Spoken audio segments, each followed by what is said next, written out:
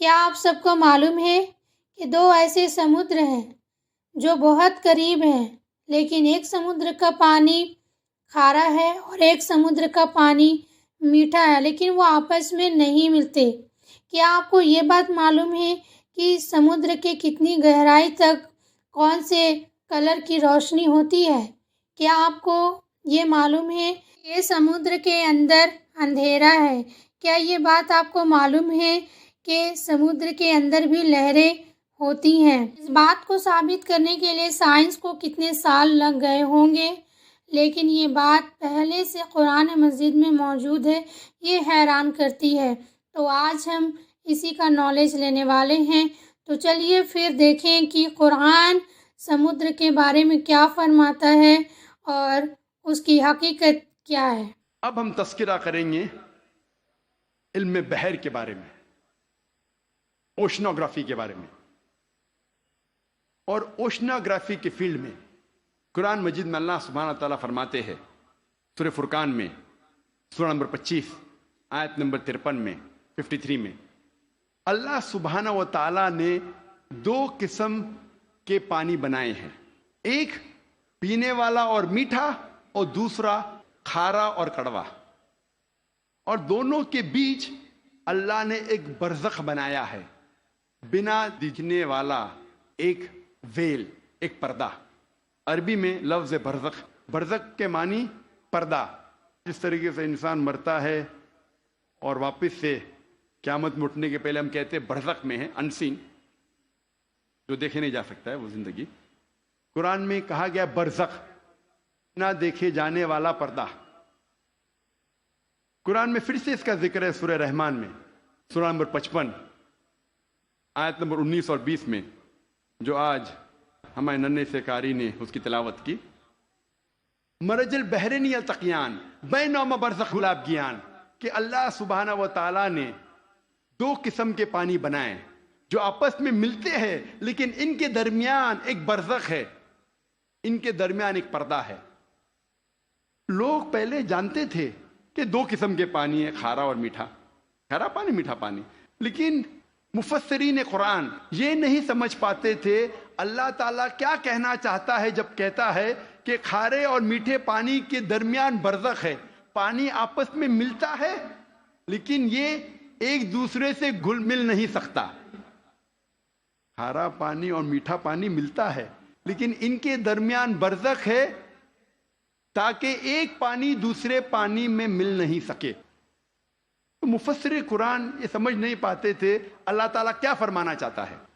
آج جو سائنس ترقی کرنے کے بعد اور علم بحر کے بارے میں ہم آج اور جانتے ہیں، جو پروفیسر ہے، جو یو ایس اے کے مشہور ماہر ہے علم بحر میں، یہ سائنٹسٹ نے کہا اس کے معنی ہیں آج ہم جانتے ہیں کہ جب بھی میٹھا پانی کھارے پانی میں جاتا ہے، بہتا ہے، وہ میٹھا پانی اپنی مٹھاس کو کھو دیتا ہے اور کھارا بن جاتا ہے، اور اس کے درمیان there is a transitional homogenizing area، جو عربی میں قرآن میں لکھا ہے برزخ، ایک پردہ۔ آج جو سائنس نے جانا، قرآن مجید نے 1400 سال پہلے لکھا کہ کھارے اور میٹھے پانی کے درمیان ہے ایک پردہ۔ یہ پانی ملتا ہے لیکن آپس میں گھل مل نہیں سکتا۔ They meet but they do not mix۔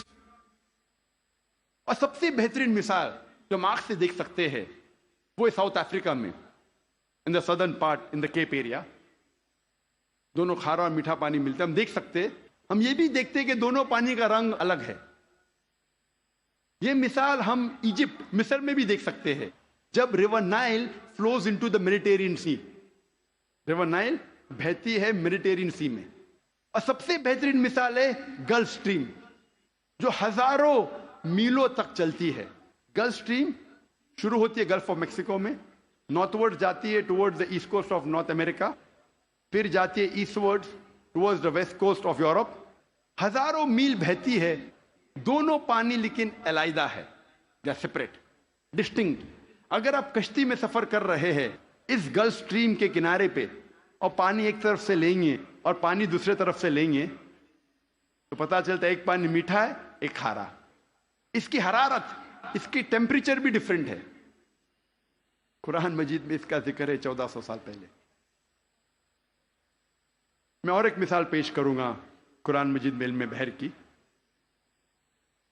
کچھ عربوں نے قرآن مجید کی ایک آیت لی سورہ نور کی، سورہ نمبر 24 آیت نمبر 40، اور اس کا ترجمہ پیش کیا پروفیسر درگا راؤ کے پاس.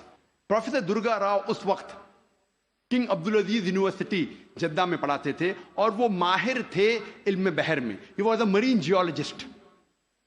اور ترجمہ پیش کیا اور کہا آپ کا اس قرآن کی آیت پہ کیا خیالات ہے.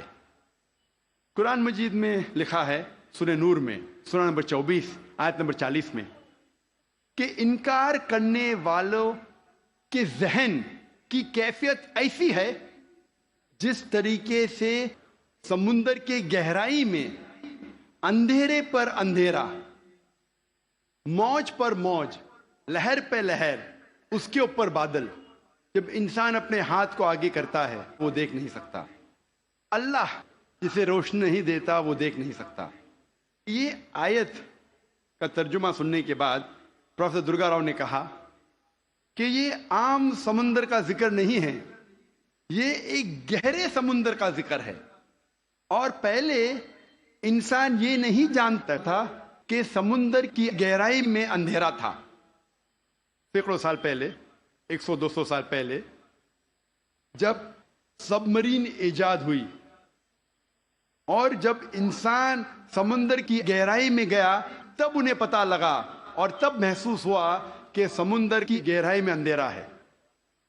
عام انسان 20 میٹر سے زیادہ جب سمندر میں اندر جاتا ہے تو وہ تیر نہیں سکتا، اور 200 میٹر سے زیادہ اندر جائے گا بنا کوئی آلہ کے، بنا کوئی ایکوپمنٹ کے، تو وہ انسان مر جائے گا.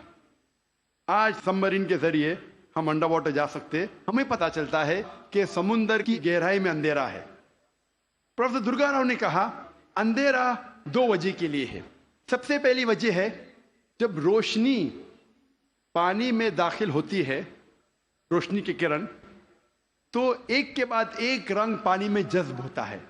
آج سائنس یہ کہتی ہے کہ روشنی کی کرن 7 رنگ سے بنی ہوئی ہے، وپ گیور، وائلٹ، انڈیگو، بلو، گرین، یلو، اورنج اور ریڈ. وائلٹ، انڈیگو، بیگنی، بلو، نیلا، گرین، ہرا، یلو، پیلا، اورنج، نارنگی، ریڈ، لال. سب سے پہلے 10 یا 15 میٹر پانی کے نیچے لال رنگ جذب ہو جاتا ہے. اسی لیے انسان اگر پانی میں 30 میٹر کی گہرائی پہ جاتا ہے، اگر اسے چوٹ لگتی ہے اور خون بہنے لگتا ہے تو وہ انسان اپنے خون کا لال رنگ دیکھ نہیں سکے گا. 30 سے 50 میٹر جذب ہوتا ہے نارنگی رنگ. 50 سے 100 میٹر کے درمیان پانی کے نیچے جذب ہوتا ہے پیلا رنگ. 100 سے 200 میٹر کے درمیان جذب ہوتا ہے ہرا رنگ، اور 200 میٹر کے بعد پانی کے نیچے جذب ہوتا ہے نیلا رنگ، اور اس کے نیچے پورا اندھیرا ہے. قرآن مجید میں لکھا ہے انکار کرنے والے کی ذہن کی کیفیت. انکار کرنے والے جو خدا کا انکار کرتے ہیں، جو خدا میں نہیں مانتے، اللہ سبحانہ وتعالی میں نہیں مانتے، انکار کرنے والے کی ذہن کی کیفیت ایسی ہے جس طریقے سے گہرے سمندر میں اندھیرا پہ اندھیرا، لہر پہ لہر، اس کے اوپر بادل. دوسری وجہ اندھیرے کی ہے، پروفیسر درگا راؤ کہتے ہیں، وہ ہے بادل. جب سورج کی روشنی آتی ہے کئی بار بادل اس روشنی کو جذب کر لیتا ہے، اس لیے بادل کے نیچے ہم دیکھتے ہیں اندھیرا. اور جو روشنی بادل کے ذریعے جذب نہیں ہوتی اور جب سمندر میں جاتی ہے، کئی بار جو سمندر کے اوپر لہریں ہیں وہ لائٹ ریز کو ریفلیکٹ کرتی ہے، اور جو لائٹ ریز، جو روشنی کی کرن ریفلیکٹ نہیں ہوتی وہ سمندر میں داخل ہوتی ہے. اور جیسے میں نے کہا ایک رنگ کے بعد ایک رنگ جذب ہوتا ہے. قرآن مجید میں لکھا ہے انکار کرنے والے کی ذہن کی کیفیت ایسی ہے جس طریقے سے گہرے سمندر میں اندھیرے پہ اندھیرا، لہر پہ لہر. اس کی کیا معنی؟ لہر پہ لہر. ہم انسان جانتے تھے کہ سمندر کے اوپر لہر ہے، لیکن سن 1900 میں ہمیں پتا لگا کہ سمندر کے نیچے بھی لہر ہے. اسے کہتے ہیں انٹرنل ویوز، اندرونی لہر، جو ڈفرینشیٹ کرتی ہے superficial part of the ocean کو deep part of the ocean سے.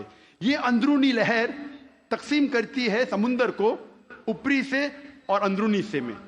اوپری حصہ superficial part is lit up and warm, گرم ہوتا ہے اور اس میں روشنی ہوتی ہے.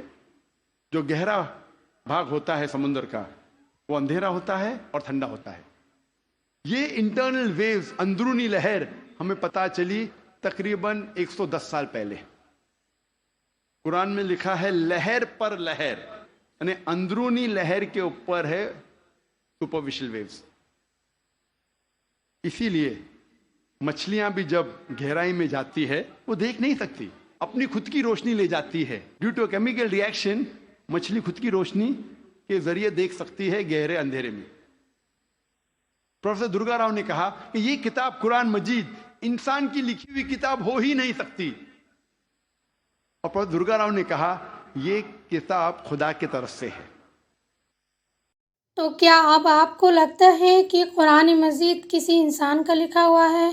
تو آپ کا جواب ہوگا بالکل بھی نہیں. ذرا اس بات پر غور کریں کہ جو آج ہم نے علم حاصل کی ہے، اس علم کو ثابت کرنے کے لیے، لوگوں تک پہنچانے کے لیے ویگیانکوں کو کتنا دن لگا ہوگا اور کتنی محنت لگی ہوگی، اور یہ کھوج بین کرنے کے بعد ہم تک پہنچتی ہے. لیکن یہ بات پہلے سے قرآن مجید میں موجود ہے. یہ بات یہ ثابت کرتی ہے کہ قرآن مجید اللہ کی کتاب ہے، کسی انسان کی لکھی ہوئی نہیں ہے.